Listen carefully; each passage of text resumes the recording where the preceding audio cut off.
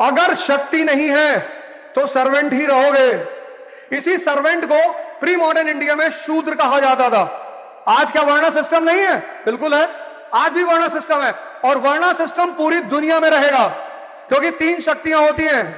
पहली शक्ति नॉलेज, और यह बात किसको समझ में आई? डॉक्टर अंबेडकर को। आज उनकी पूजा होती है सिर्फ एक वजह से, क्योंकि नॉलेज जो शक्ति है उसको उन्होंने अडॉप्ट कर लिया। दूसरा शक्ति शस्त्र, वेपन। भाई ब्राह्मण्स ने ज्ञान पकड़ लिया, क्षत्रियों ने शस्त्र पकड़ लिया। और तीसरी शक्ति कैपिटलिज्म, पैसा, मनी, अंबानी, मुकेश अंबानी। ये तीन ही शक्तियां हैं, और तीन जिसके पास नहीं है, तीनों में से एक भी नहीं है, वही शूद्र है। शूद्र कोई जात थोड़ी है, शूद्र कोई वर्ण थोड़ी है। जिसमें पास इन तीनों में से कोई शक्ति नहीं है वो शूद्र है। शूद्र यानी सर्वेंट। गुड्डू भैया का एक बड़ा फेमस डायलॉग है, वो शायद मेरे ऊपर बहुत सूट बैठता है। कहते हैं कि शुरू तो मजबूरी में किए थे, लेकिन अब मजा आने लगा है। तो वही हाल मेरे साथ हुआ कि शुरू तो मजबूरी में किए, लेकिन बाद में मजा आने। अगर समझने में मजा आने लगे तो क्या हो जाए? तुम चूंकि समझने से भागते हो, तुम सोचते हो टाइम लग रहा है, कोई टाइम नहीं लग रहा है। एक पेज समझने में 2 घंटा लग गया। हाँ बिल्कुल लगेगा 2 घंटा शुरुआत में 2 घंटा लगेगा। तब तक तुम्हारा पड़ोसी लड़का आगे कहता है मैंने 50 पन्ना पॉलिटी का पढ़ लिया। अच्छा 50 पन्ना पढ़ लिए? हाँ आर्टिकल 15 बता। नहीं अभी रीड किया है, या फिर से रीड कर ले जा। कुछ लोग 4-5 बार रीड कर लिए, उनसे पूछो कहते रिवीजन नहीं किया। गाली का रिवीजन करते हो? नहीं, याद रहती है। मरते मरते लोगों को गाली याद रहती है। गाली कोई भुलवाना चाहे तो ना भूले। तो आनंद का वो देखो, मन का नेचर समझो। तो तुम इस बात से तुम अपने मन को समझ ही नहीं पाए। इसको किसी चीज में तुम्हें अगर जीताना है, इसको उसमें मजा दिलाने लगो बस। जिसने इस देश में आईएएस की तैयारी करी वो 20% समाज में ऊपर चला गया। जिसने प्री निकाला वो 40%, जिसने मेंस निकाला वो 60%, और जो इंटरव्यू क्वालिफाई कर रहा है वो तो 80 में है ही। तो ये तैयारी अपने आप में इतनी प्यारी तैयारी है कि सिर्फ आप तैयारी करोगे ना तो आप 20% समाज में ऊपर चले जाओगे, आपका पर्सपेक्टिव बदलेगा। तो प्रेम 2 तरह का, एक मजनू टाइप का, रो रहे, कपड़ा फाड़, दाढ़ी बढ़ा लिए, इंसान नहीं मरा हुआ है। सबसे ज्यादा व्यक्ति को प्रेम उसके माँ बाप करते हैं। अगर वो आपसे नाराज हैं और तब आप दुखी हैं तो समझ में आता है। और माँ बाप के अलावा कोई भी आपसे नाराज है तो रिप्लेसेबल है। नेक्स्ट, दूसरा लव।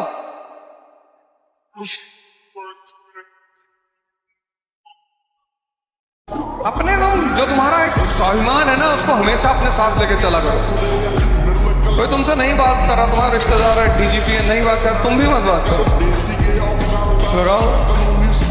जब वो तुम्हारे पास उठ जाए कि और भैया बबलू इतनी देर से सामने खड़े हो, आए नहीं, देख हम सोचे आप बिजी हैं, तो बदतमीजी नहीं करता है, लेकिन कहना है कि नहीं हमें लगा आप बिजी हैं, तो हम सोचे देखा तुम्हारा इनर सेल्फ कितना मजबूत होता चला जाएगा, क्योंकि मदद तो तुम्हारी वही से भी करेगी। और कभी कभी जब सामने वाले की बलि लेनी होती है तो उसको मौका दिया जाता है। अगर समझदारी नहीं पैदा हुई तो ये पढ़ाई किसी काम की नहीं। शिक्षा अगर विजडम नहीं पैदा कर पा रही है, वेस्ट है। तो जो लोग नौकरी करते हैं वो सब बेवकूफ है क्या? ना, ये मैंने कब कहा?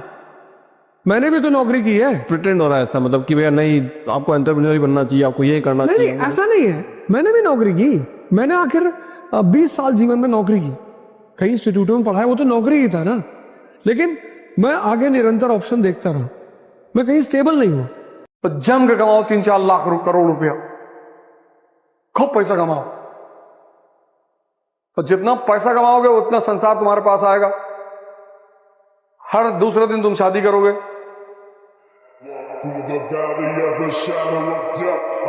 पंजाब वो जगह है जहां सबसे पहली बार भारत नौजवान सभा का गठन हुआ था। सरदार भगत सिंह दुनिया के एकमात्र आदमी जिनका फांसी चढ़ने से पहले 4 किलो वजन बढ़ गया था, एकमात्र आदमी। और उनकी फांसी एक दिन पहले हुई थी। गवर्नमेंट को इन्फॉर्मेशन मिली कि पब्लिक अटैक कर सकती है लाहौर जेल को।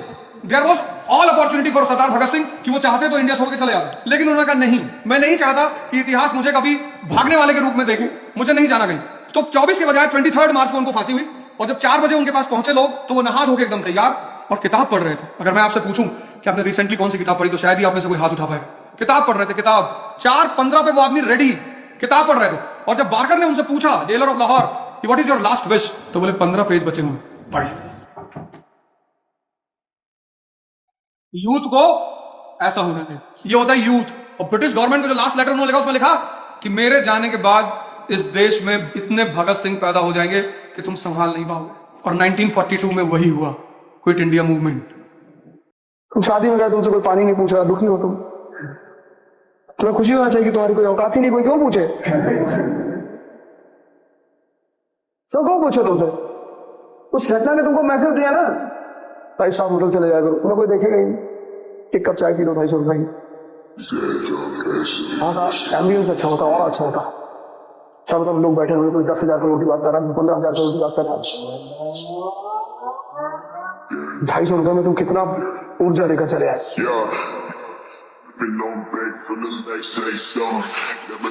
दुनिया में 3 शक्तियां हैं। एक ज्ञान की शक्ति, जिसने ज्ञान की शक्ति पकड़ ली वो ब्राह्मण हो गया, रटने वाला नहीं। जिसने शस्त्र की शक्ति पकड़ ली वो क्षत्रिय हो गया, जिसने धन की शक्ति पकड़ ली वो एलन मस्क हो गया, और जिसके पास इन तीनों में से कोई नहीं है वो आदमी शूद्र है, वो किसी भी जाति का हो। आप देखो अपने समाज में अगल बगल देखो, क्या कोई ब्राह्मण आईएएस अफसर किसी रिक्शा वाले ब्राह्मण के घर में शादी करेगा? क्या कोई दलित आईएएस अफसर किसी रिक्शा वाले दलित के घर में शादी करेगा? नहीं करेगा।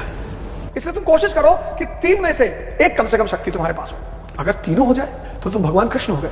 कृष्ण क्यों परम अवतार है? तीनों उनके पास है। भगवान बुद्ध के पास एक शक्ति है ज्ञान की, महावीर जी के पास एक शक्ति है ज्ञान की, वो उसी में इतना मस्त है। लेकिन भगवान कृष्ण के पास ज्ञान की शक्ति, शस्त्र की शक्ति और धन की शक्ति, इसलिए उनको परम अवतार कहा गया। और S = S, शक्ति = साधना। बिना साधना के शक्ति आ ही नहीं सकती। बाकी तुम चाहे तक्षशिला में पढ़ो, चाहे नालंदा में पढ़ो, चाहे लंदन में पढ़ो, चाहे जहां पढ़ो, और ये तुम्हें बताया नहीं गया। इसलिए तुम जब लड़ाई के मौके आते हैं तो तुम अनस्टेबल हो जाते हो। दुनिया में सबसे ताकतवर चीज कौन? पैसा। खूब कमाओ पैसा, टारगेट बनाओ 2 लाख करोड़, 3 लाख करोड़, ये नीचे बनाओ ही मत। और ये ड्रामेबाजी मत सुनो होगी। हिंदुस्तान में लोग बहुत ड्रामा डायलॉग मारते हैं। पैसा क्या है भाई साहब? हाथ की मैल है, दिखा निकाल के दिखा। खूब पैसा कमाओ, खूब गोल बनाओ पैसा कमाने। ये लोगों की डायलॉग बाजी में मत जाओ। Peak of materialism is the beginning of spiritualism. अपना हवाई जहाज खरीद लो, कंट्री खरीद लो, आइलैंड खरीद लो। 1 लाख करोड़ का टारगेट बनाओगे तो 1000 करोड़ कमा लोगे ना, ठीक है। और बहुत सारे भाई बहन हैं जो समय से पहले लड़ना चाहते हैं। नहीं सर, जितने लोग आपको ह्यूमिलिएट कर रहे हैं वो आपको ऑक्सीजन दे रहे हैं सर। दुनिया में सबसे बड़ा ऑक्सीजन क्या है? ह्यूमिलिएशन। उसको डिप्रेशन में कभी नहीं लेना चाहिए। क्या हमारा विरोध कर, हमसे कह रहे तो तुम कर ही नहीं पाओगे, अच्छा है। जितने लोगों की ज्यादा तारीफ होती है पूरे जीवन, मैंने देखा मेरे बड़े सारे मित्र हैं, बड़े अच्छे अच्छे घरों में पैदा हुए, रईस घरों में पैदा हुए, जमीन पर कभी पैर ही नहीं रखा। हम उनके घर जाते थे, कभी कोई पंडित बैठा है, कोई हॉरोस्कोप देख रहा तो उनको बता रहा राजा सूर्य उच्च का है, मंगल उच्च का है, बुद्ध उच्च का है। हमारा बोले संघर्ष बहुत है जीवन। शक्ति और इंसाइट पे काम कर लो और साल भर के अंदर तुम्हारा जीवन बदल जाएगा, गारंटी। बाकी पढ़ने वढ़ने कुछ नहीं होता। पढ़े तो 15 साल, पिछले 15 साल पढ़ के तो आए हो। इतनी हिम्मत नहीं है कि खड़े हो जाओ। कुछ नहीं दिया तुमको शिक्षा ने, तुमको शिक्षा ने सिवाय परेशानी के कुछ नहीं दिया। डिप्रेशन दिया, फालतू का, मेहनत गलत दिशा में कराया। 90% लाना है, 4 डालोगे तो 90%। भागना बंद कर दो, तुम शक्ति और इंसाइट बढ़ाना शुरू करो। पढ़ो और विजुअलाइज करो क्या लिखा हुआ है इसमें, क्या कह रहा है, कि मुझे बताना क्या चाहता है। और देखो 6 महीने में कैसे तुम्हारे मानसिक विकास होता है, और बिना किसी मदद के तुम्हारा सिलेक्शन हो जाएगा। मजदूर और मालिक, ये जो है ये मेहनत करता है मजबूरी में, इसलिए क्या है? मजदूर है। जो मेहनत मजबूरी में करे वो मजदूर, और ये मालिक ये मेहनत नहीं करता, ये मौज करता है। किसमें? मस्ती में। और ये क्या है? मालिक। कभी तुमने अगर मकान बनवाया हो तो जो काम करने वाले नौकर हो तो पूछते रहते, भैया क्या बच गया भैया? 4:30, आधा घंटा बचा है। क्या बच गया भैया? 4:45, 15 मिनट बचा है। क्योंकि मजा नहीं आ रहा मजदूरी। और वही मालिक दिन भर खड़ा होकर मकान बनवा रहा है उसी धूप में। अरे कह रहा है यार मजदूर, अरे मिस्त्री आधा घंटा और कर लो, 10 मिनट का काम बचा और कर लो। इसको मजा आ रहा है अपना मकान बनवाने में, इसके लिए मजबूरी है। अगर किसी काम में सफलता चाहते हो, उस काम को अपनी मौज बनाओ। 50 बार भीख मांगोगे ना तो मन की संरचना भिखमंगो जैसी हो जाएगी।